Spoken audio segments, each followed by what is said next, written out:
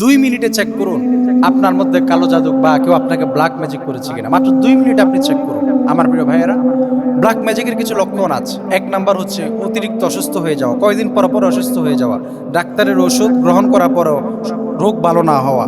মোট কথা হচ্ছে সংসারে অশান্তি থেকে শুরু করে সন্তান কথা শুনছে না, ব্যবসায় বরকত হচ্ছে না, এই জাতীয় আরও কিছু কাজ আপনি যখন দেখতে পাবেন তখনই বুঝবেন যে আপনাকে কেউ ব্ল্যাক ম্যাজিক করেছে। অনেক মানুষকে ব্ল্যাক ম্যাজিক নীরবে ধ্বংস করে দিয়েছে, খবরও নাই। ওই দিন এক মহিলা বলছে যে আমার বাসার সামনে প্রতিদিন আমি বাসা থেকে বের হলে আমি পানি দেখতে পাই, আর ওই পানি দেখার পরে আমার শরীর জ্বালা পড়া শুরু হয়ে যায়। এই পানিটা কোত্থেকে আসে?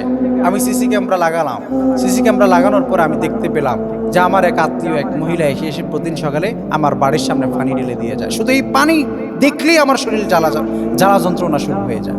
আপনি চিন্তা করেছেন ব্ল্যাক ম্যাজিক কী জিনিস? মারাত্মক খারাপ জিনিস। এটা একজন মানুষকে তিলে তিলে ধ্বংস করে ফেলে।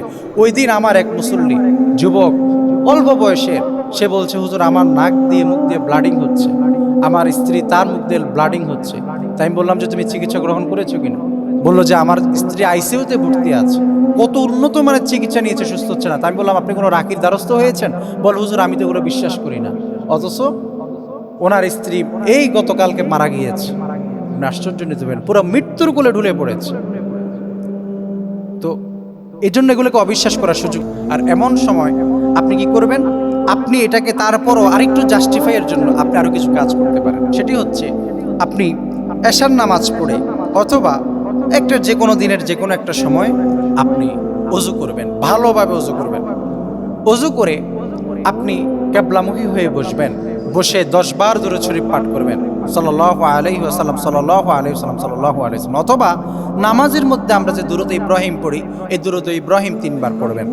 দুরূদ ইব্রাহিম 3 বার পড়ে এরপরে সূরা ইউনূসের 81 নং আয়াতের একটি অংশ আমরা যদি পড়ি, কি সেই অংশটি আল্লাহ রাব্বুল আলামিন বললেন ইন্নাল্লাহা সায়ুবতিলু, একাধারে আমরা 2 মিনিট পড়ব। কয় মিনিট?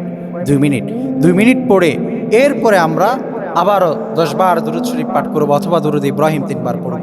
পড়ার পরে এবার যদি আপনার শরীরে আপনি কোনো জায়গায় ব্যথা অনুভব করেন, কোনো জায়গায় যদি আপনি ব্যথা অনুভব করেন, কষ্ট অনুভব করেন, অথবা আপনার বুকে ধড়ফড় শুরু হয়ে যায়, তাহলে বুঝবেন আপনাকে কেউ ব্ল্যাক ম্যাজিক করেছে।